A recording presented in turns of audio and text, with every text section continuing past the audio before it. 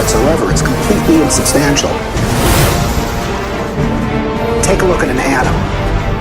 We think of it as a kind of hard ball. Then we say, oh, well, no, not really. It's this little tiny point of really dense matter right at the center, surrounded by a kind of fluffy probability cloud of electrons popping in and out of existence. But then it turns out that that's not even right. Even the nucleus, which we think of as so dense, pops in and out of existence just as readily as the electrons do. The most solid thing you can say about all this insubstantial matter is that it's more like a thought. It's like a concentrated bit of information.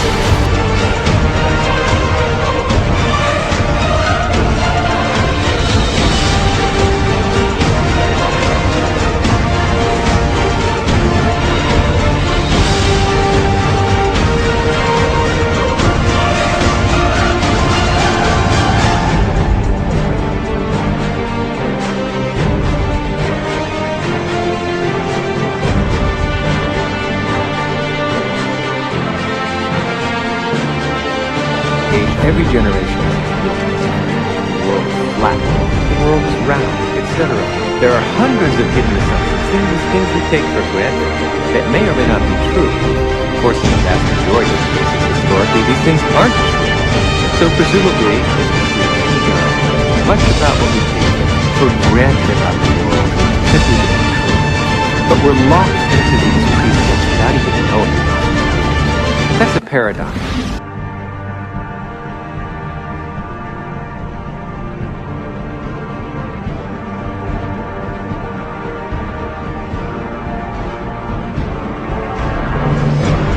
Scientific experiments have shown that if we take a person and hook their brains up to certain PET scans or computer technology and ask them to look at a certain object, and they watch certain areas of the brain light up, and then they've asked them to close their eyes, and they'll imagine that same object.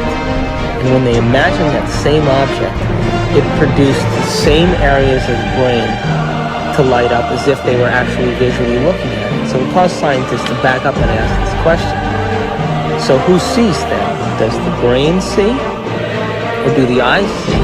And what is reality? Is reality what we're seeing with our brain? Or is reality what we're seeing with our eyes?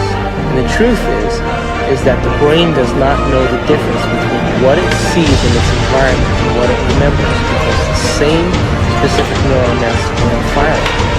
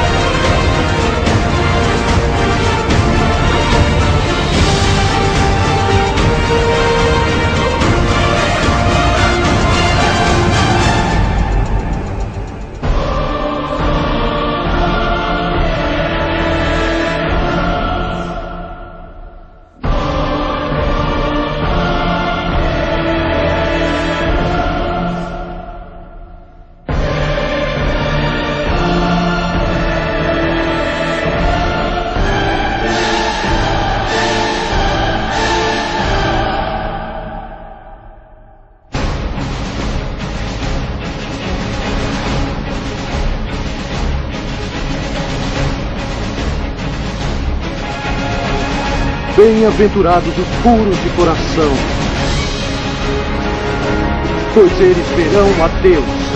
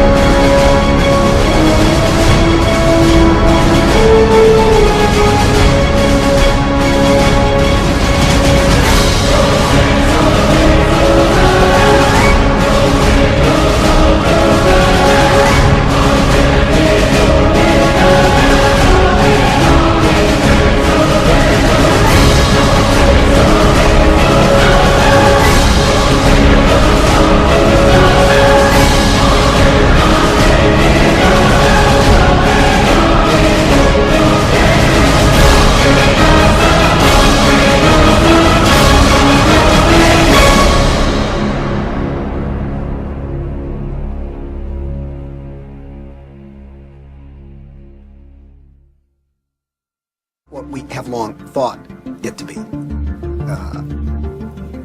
To the scientist, matter has always been thought of as sort of the ultimate in that which is static and predictable. Within all the atoms and molecules, all the space within the particles take up an insignificant amount of the volume of an atom or molecule, the fundamental particles. The rest of it is vacuum. What seems to happen is that particles appear and disappear all the time. So where do they go when they're not here?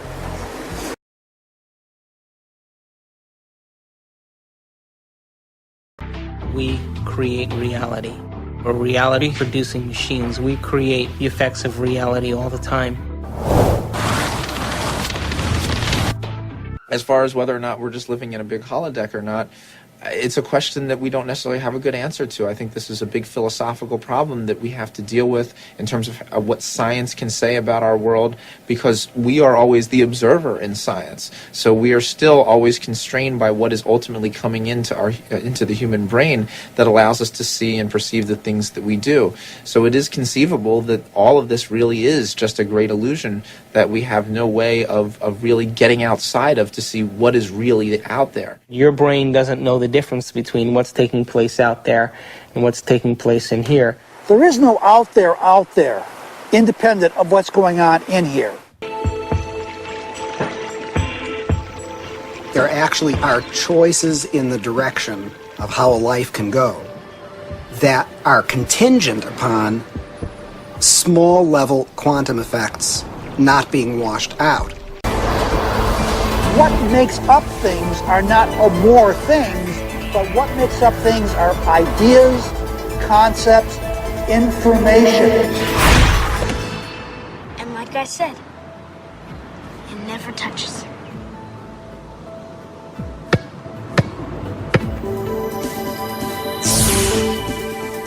Those electrons build up a charge and push the other electrons away before they touch. When you ain't looking, it's like a wave. When you are looking, it's like a particle. When you are not looking, there are waves of possibility. When you are looking, then there are particles of experience. A particle, which we think of as a solid thing, really exists in a so-called superposition, a spread out wave of possible locations. And it's in all of those at once. The instant you check on it, it snaps into just one of those possible positions. Quantum superposition implies that a particle can be in two or more places or states simultaneously. And this is a very bizarre concept and one of the hallmarks of the quantum world. How can a system or an object be in two or more states at the same time? It's very easy. Instead of thinking of things as things, we all have a habit of thinking that everything around us is already a thing, existing without my input, without my choice. You have to banish that kind of thinking. Instead, you really have to recognize that even the material world around us, the chairs, the tables, the rooms, the carpet, camera included, all of these are nothing but possible movements of consciousness. And I'm choosing moment to moment out of those movements to bring my actual experience into manifestation. This is the only radical thinking that you need to do. But it is so radical, it's so difficult, because our tendency is that the world is already out there, independent of my experience. It is not. Quantum physics has been so clear about it. Heisenberg himself, co-discoverer of quantum physics, said atoms are not things. They are only tendencies. So instead of thinking of things, you have to think of possibilities. Have you ever thought about what thoughts are made of?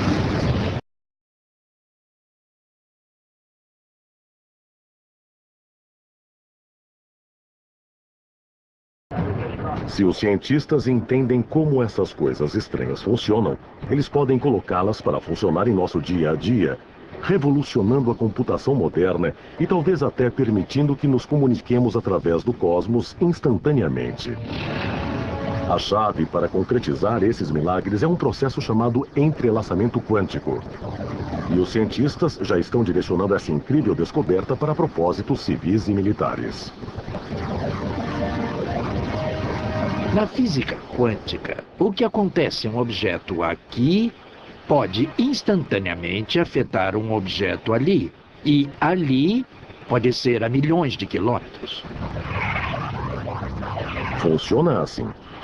Quando duas partículas subatômicas interagem, podem se entrelaçar, ou seja, seu giro, posição ou outras propriedades se ligam através de um processo desconhecido pela ciência moderna. Se você medir uma das partículas, isso instantaneamente determinará o comportamento da outra partícula. E quando você faz o experimento, você descobre que, de fato, o estado quântico da outra partícula é exatamente determinado depois que você mediu o estado quântico da partícula parceira. Isso significa que se um cientista observa uma partícula entrelaçada e a força a girar no sentido horário, a outra partícula entrelaçada começará imediatamente a girar na direção oposta. Isso parece intrigante, mas não é tão espantoso quando consideramos que as duas partículas entrelaçadas podem estar separadas por bilhões de anos-luz. Mas assim mesmo, no momento em que observamos uma partícula girar, ditamos o giro da outra partícula. É estranho, porque pode sugerir que a informação viajou instantaneamente, mais rápido que a velocidade da luz de uma partícula para outra.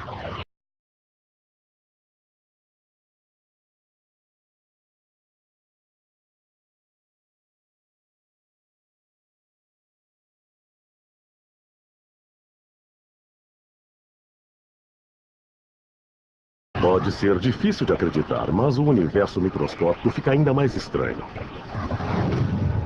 De fato, o experimento mais famoso na física quântica mostra como um objeto pode estar em dois lugares ao mesmo tempo.